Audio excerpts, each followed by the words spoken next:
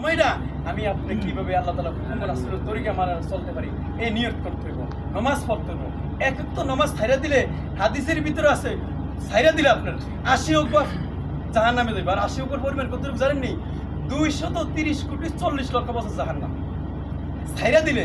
আর এক তো নামাজ কাজা করলে মানে আসরটা আমরা মাগরিবের সাথে পড়ছেন, জোহরটা আমরা ফজরটা জোহরের সাথে পড়ছেন ২ কোটি ৮৮ বছর মানে ১ হোক বা আর ১ হোক পরিমাণ হচ্ছে ২ কোটি ৮৮ লক্ষ বছর। এতটুক জাহান্নাম আজকে দুনিয়ার আগুন সেন্সা ৮টা দিয়ে কিরকম পারবেন? ১ সেকেন্ড ২ সেকেন্ডে কি অবস্থা হবে? আর এত জাহান্নামের জ্বলতে পারবো? দুনিয়ার আগুন কিরকম আর জাহান্নামের আগুন কালো থাকবে আপনার। এখন আমার আপনার কত তো নামাজ ছুটে যেতেছে বলেন। মুসলমান আল্লাহ রাসূল অসংখ্য হাদিস আছে যে ব্যক্তি নামাজ ছাইড়া দিল সে কি ইসলাম থেকে বের হয়ে গেল। না আমরা মুসলমান দাবি করি, আমার বাবা মুসলমান, দাদা মুসলমান, আমরা মুসলমানের সন্তান, কিন্তু আমরা নামাজ পড়ি না ভাই। রমজান মাসে নামাজ পড়ি আছে না এরকম? রমজান মাসে আজ এরকম আছে অনেকে ফজর নামাজ পড়ে না। আরে ভাই আজকে ঈদের নামাজের থেকে ফজর নামাজের দাম অনেক বেশি আল্লাহ তাআলার কাছে। আজকে ঈদের নামাজ তো ওয়াজিব, হ্যাঁ, কিন্তু ফজর নামাজ ফরজ আইন পড়তে হবে। হ্যাঁ এই নামাজটা পড়তে হবে, ৫ ওয়াক্ত নামাজ পড়তে হবে। আজকে আমরা নামাজ পড়ি না, এই জন্য আমরা এই জায়গা থেকে নিয়ত করি। হ্যাঁ সবাই নিয়ত করি দিলে দিলে, হ্যাঁ আল্লাহ আজকে ঈদের নামাজ থেকে নিয়ত করি আমরা যেই কয়দিন আল্লাহ তাআলা হায়াতে জিন্দেগি রাখছে। একটা হচ্ছে ওয়াদা আর একটা হচ্ছে নিয়ত। ওয়াদা করলে পালন করতে হয়, নাহলে গুনাহ হয়। আর নিয়ত হচ্ছে কি নেক কাজে নিয়ত করে আল্লাহ তাআলা নেকি দান করে। কি দান করে বলেন ভাই? নেকি দেয়।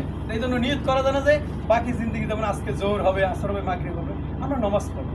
নিয়ত করা জানি ইনশাআল্লাহ।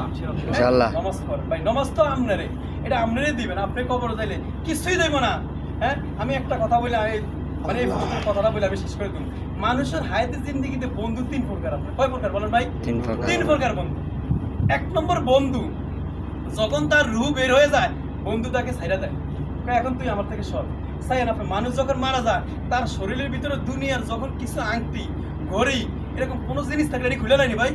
এই ১ নম্বর বন্ধু হিসেবে দুনিয়ার সামানা, দুনিয়ার মালামাল, সম্পদ, টাকা পয়সা ভাই, এটা তার থেকে নিয়ে যান মারা যাওয়ার সাথে সাথে নেয়নি বলেন। হ্যাঁ চাইেন অনেক দামি জিনিস থাকলে কে কোন দিক দিয়ে নিয়ে যাবে কইতাই না। আমার বাবা মারা গেছে ঢাকা মেডিকেলে, অনেক দামি একটা ঘড়ি ছিল।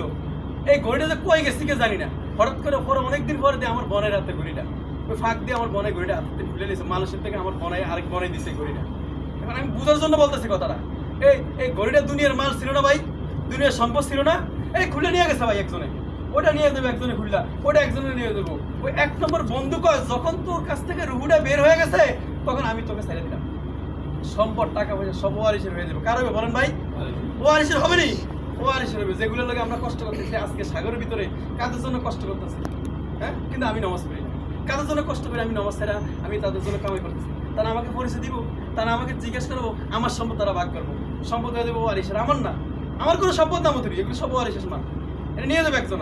আমি যেমন ওয়ারিস সূত্রে একসময় পাইছি আমার বাবারটা, এটাও নিয়ে দেবো আমার সন্তানে। ২য় নম্বর বন্ধুকে ভাই, ২য় নম্বর বন্ধু হচ্ছে আমার আত্মীয় স্বজন।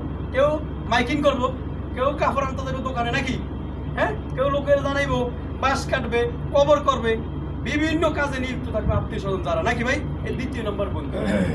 কবর পর্যন্ত নিয়ে যাইবো, কবর রাখবো, মাটি দিবে, হ্যাঁ ছোট্টা মাটি দেয়, যেভাবে মাটি দেয়, মাটি দেওয়ার পরে এই বন্ধু কবে আমি আর যাইতে পারবো না। যাইবো নি কোনো বন্ধু?